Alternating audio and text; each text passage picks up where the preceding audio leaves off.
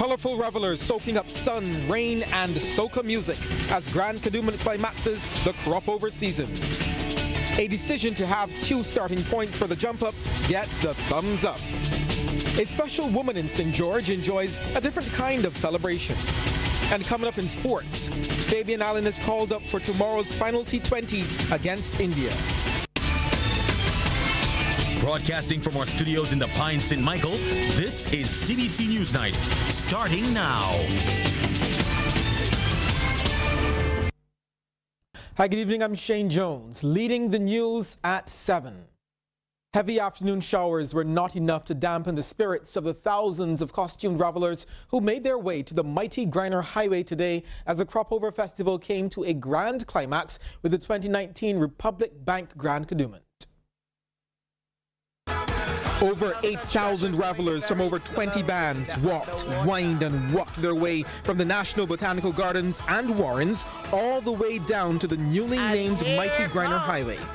And check out the man himself. Look at Griner, walking up in the middle of the road, in the rain, in his 70s. Look, the road belongs to him here. The soca queen Alison Hines was also on the road enjoying herself. Kadooment Day began with clear skies, beautiful costumes and smiling faces as the thousands of local, regional and international soca lovers danced to the sweetest tunes of the 2019 Crop Over Festival. Well, just around 2 in the afternoon, the skies opened up and rain came to cool down and bless the day. Feathers drooped and countless hours of makeup application washed away in a split second, but nothing could stop this jam.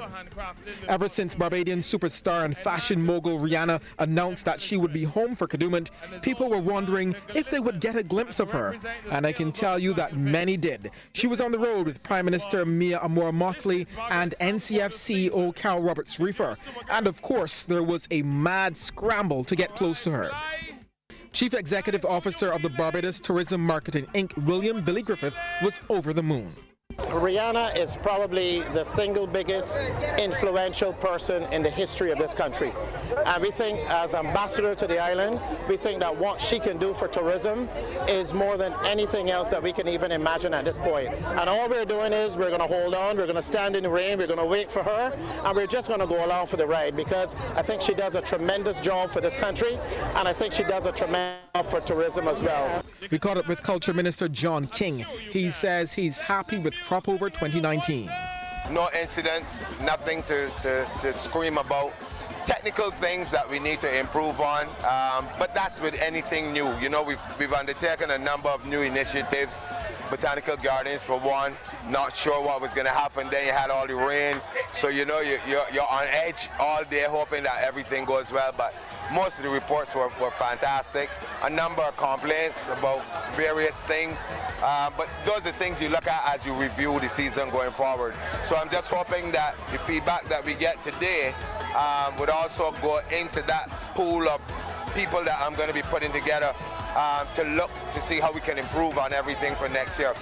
Well, one of the many changes to this year's festival was the Kadooment Jump ending with a party at Kensington Oval. This year's decision to revert to 2 starting points for the jump up has been given a thumbs up by revelers and some band leaders. Our team caught up with some revelers in Warrens this morning.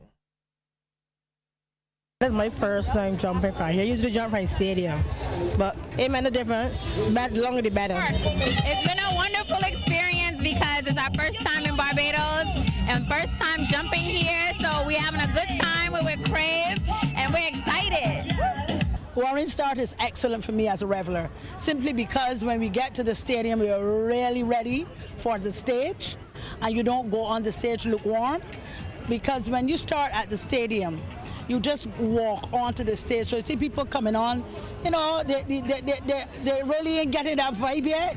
But this, when we get down to the stadium, we're fully ready for the stage. Small businesses in the area were also pleased with the decision to start from the emerging town. Owner of Body Art Central, TRANETTE FORTE, who specializes in body art and makeup, said she witnessed an increase in clients. being at Warren's wasn't too bad because we were able to get additional customers, people who we would not usually get or who would not even know we exist, came over. They even bought stockings.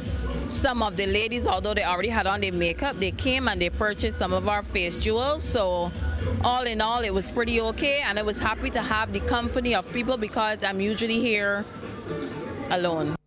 While many Barbadians took to the streets to watch or participate in the Grand Kadooment Parade, one family stuck close to home. That's because they had their own festive occasion to celebrate the 100th birthday of Eunice Golda Phillips. Lorna Jones has more.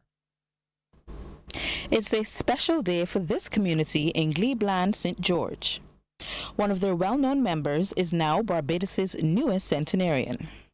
Eunice Phillips, better known as Golda, spent her morning with family, friends and well-wishers, including Governor General Dame Sandra Mason, MP for St. George North Glenn Clark, and Rector of the St. George Parish Church, Reverend John Rogers. Like many on the road for Grand Kadooment, Ms. Phillips has a love for dancing. When I was 4 years, they had a man from St. Philip come and marry to a neighbor of mine, and they would say, come over and play. And they put me in the center. There's a brown girl in the building, and I dancing. She had this advice for those hoping to reach her age.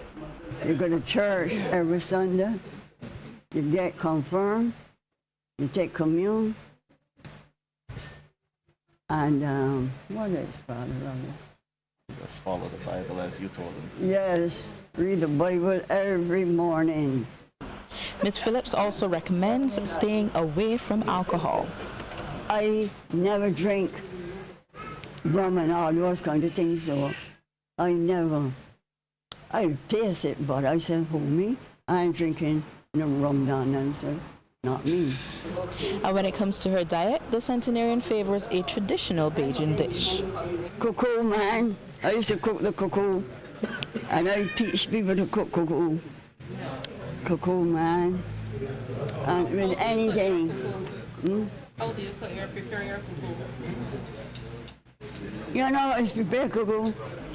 Ms. Phillips is a former teacher and worker at the British American Tobacco Company. Lorna Jones, CBC News.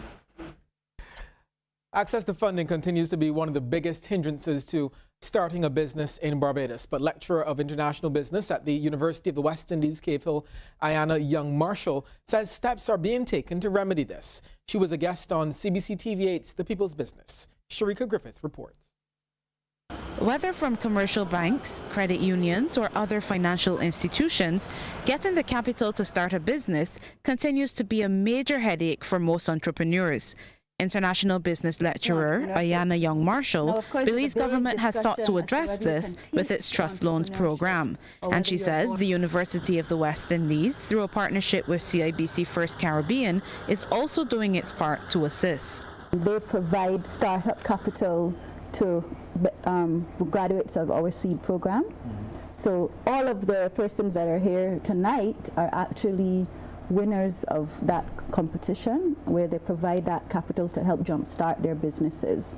So about 35 businesses have benefited from that amount of that support, financial support, and this is grant support. Yes, so you don't have to pay it back. Ms. Young-Marshall was part of the panel which discussed the topic of entrepreneurship on CBC TV8's The People's Business. Franz Herwood-Hamlin of Grow Smart U Farm believes entrepreneurship is the answer to issues of unemployment and food security. And if we began to transform the young people's minds and help them to think, no, that they can be owners of their own destiny, that they don't have to wait for a normal 9-to-5 job, they can actually invest in themselves and create businesses that can have a positive impact on society. I think that we're doing a great service for our community because it will have a wider impact. However, Christine Roberts of Chrissy's Care says many entrepreneurs don't know the proper channels to set up a business. Yes, they have Small Business Association and the Youth Business Trust, but they seem to be so hidden. So I would like the government to help these government-run organizations to come a little bit more forward so that persons will know where they can go to get the information they need so that they can become an entrepreneur, have a successful business, and employ people the right way, pay your NIS, pay your taxes. The panel also included the founders of Oasis Laboratory, which uses sargassum seaweed to make cosmetics. Co-founder Kimar Codrington says their plans to expand the business, which would create jobs for at least 20 people by next year. Sharika Griffith, CBC News. Police are probing an unnatural death at Hastings in Christchurch. Lawmen say the body of a 27-year-old female Guyanese national who resided in St. Matthias, Christchurch, was discovered on Hastings Beach around 5 minutes to 7 this morning. Reports are that the body of the young female was seen floating in the surf and was subsequently pulled from the water. She was pronounced dead at the scene by medical personnel. Police say the name of the deceased will not be released until her next of kin has been notified. They are, however, asking anyone who may have any information pertaining to the circumstances of the discovery to contact the Hastings police station.